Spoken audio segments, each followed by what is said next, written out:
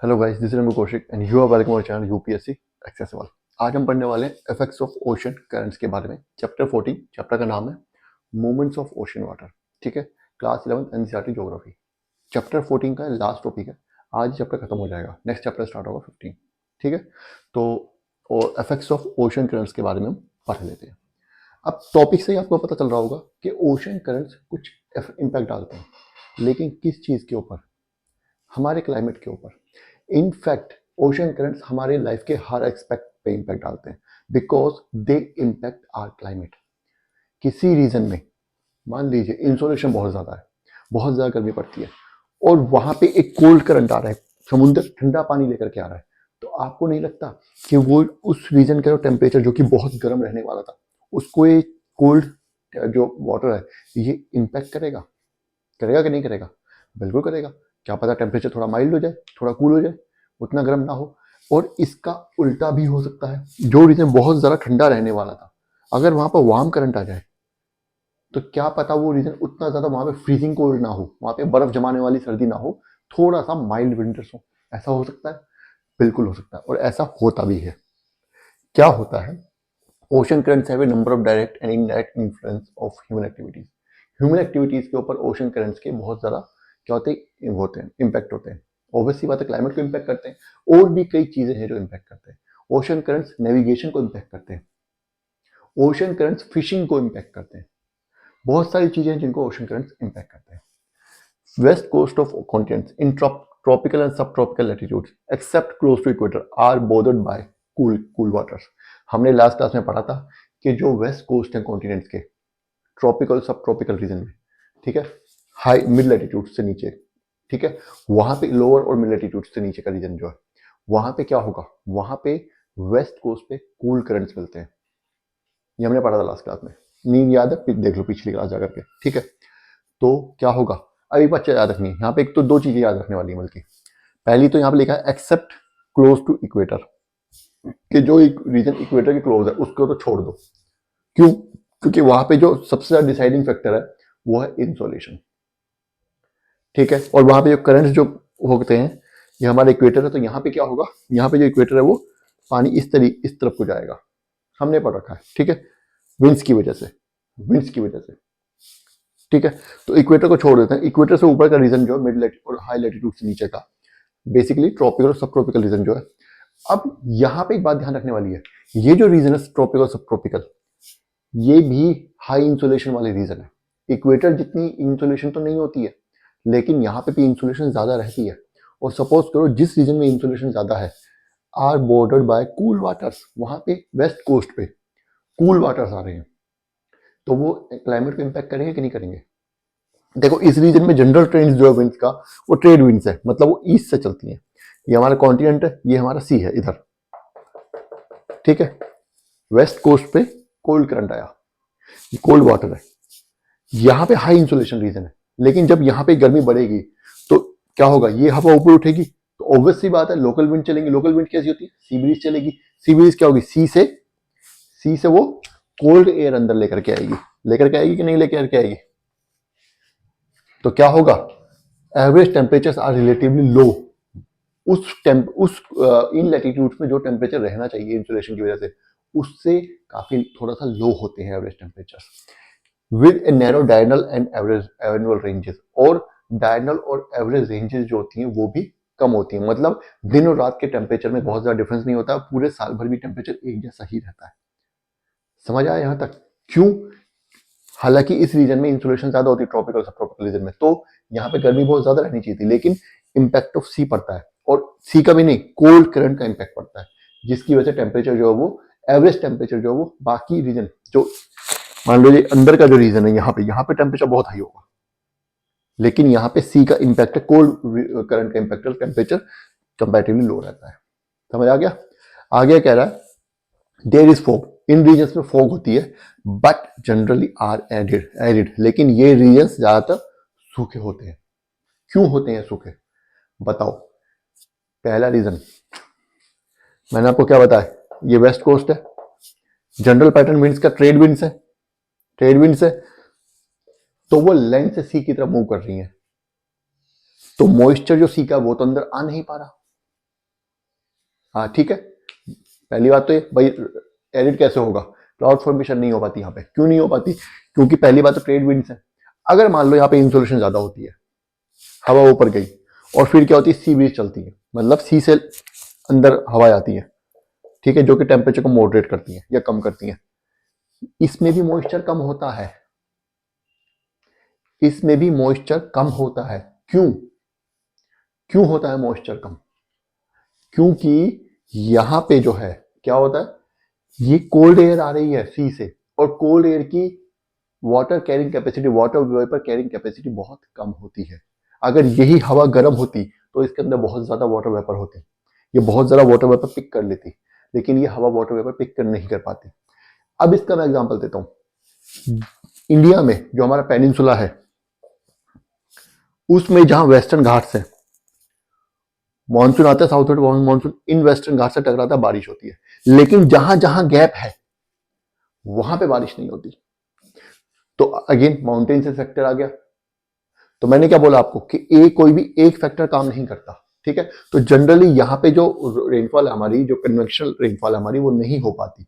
क्यों? क्योंकि warm air रहती तो वो मॉइस्चर लेकर के ऊपर उठती, लेकिन ये हवा ठंडी होती है तो उसमें इतना मॉइस्चर भी नहीं होती और ऊपर भी नहीं हो पाती, तो इसलिए वहां पे क्लाउड फॉर्मेशन कम होती है। ठीक है, ये बेसिक जनरल परसेप्शन है, याद रखना है आपको। इसके बाद भी हो सकते हैं और होते ही हैं, इसलिए यहाँ पे लिखा भी हुआ है जनरली। ठीक है, आगे अगला क्या कह रहा है।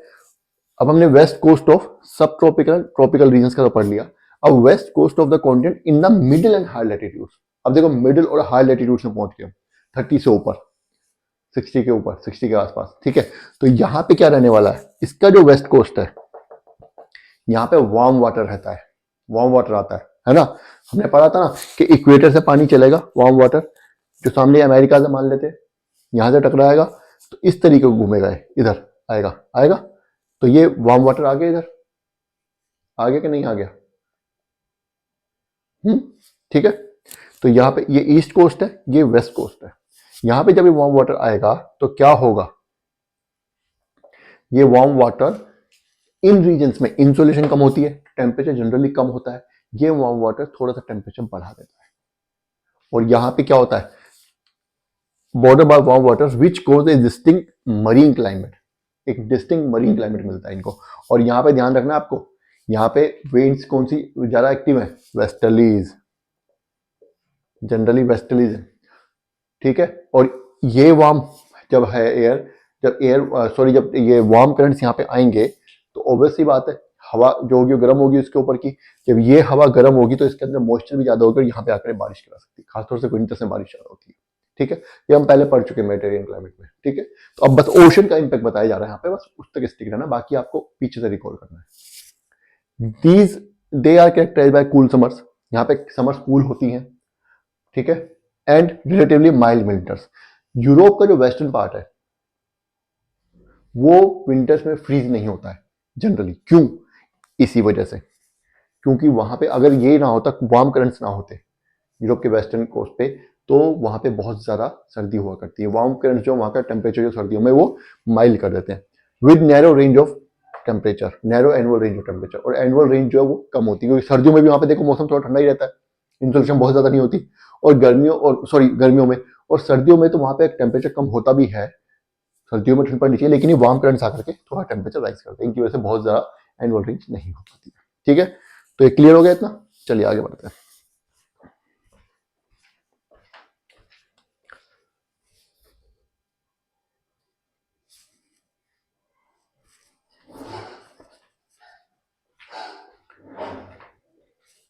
अभी तक बात हो रही थी वेस्ट कोस्ट की, अब हम बात कर लेते हैं ईस्ट कोस्ट की। ईस्ट कोस्ट पे जनरली वार्म करंट्स आते हैं। Warm currents flow parallel to the east coast of the continent in tropical and subtropical latitude. Last class में बता चुका हूँ क्यों आते हैं warm currents. Warm currents east coast पे कॉन्टिनेंट्स के साथ साथ क्या होते हैं, वहां पे वार्म करंट्स फ्लो करते हैं ईस्ट कोस्ट पे, सब ट्रॉपिकल और ट्रॉपिकल रीजन में, आगे नहीं, ऊपर नहीं। ऊपर क्या होता है, ऊपर उल्टा हो जाता है, ये हम पढ़ चुके हैं लास्ट क्लास में। तो जब ईस्ट कोस्ट पे, मान लो ये हमारा कॉन्टिनेंट है, ये इसका ईस्ट कोस्ट है, यहाँ पे सी है, ट्रेड विंड फ्लो कर रही है, वो तो यूनिवर्सल ट्रूथ है, उसको तो कुछ कह नहीं सकते, प्लैनेटरी विंड्स है। This result in warm and rainy climates. Warm current है तो क्या होगा, ट्रेड विंड्स तो ऑलरेडी फ्लो कर ही रही हैं, जनरल पैटर्न क्या यही है, ईस्ट से वेव्स आ रही हैं, ईस्ट से वेव्स आ रही हैं। और दूसरा ये क्या करेगी, ये मॉइस्चर लेकर के आएंगी वार्म में। जब मॉइस्चर आएगा अंदर अगर मान लो ये यहाँ पे कौन टेम्परेचर बढ़ता भी है तो ये हवा ऊपर उठेगी और जरा सी ब्रीज अंदर आएगी, सी ब्रीज से चलेगी तो और जरा हवा आएगी, वो हवा में और ज्यादा मॉइस्चर होगा क्योंकि टेम्परेचर बढ़ रहा है, होगा कि नहीं होगा। और ये वार्म करंट्स है, जितना ज्यादा मॉइस्चर होगा उतनी ज्यादा this result in warm and rainy climates.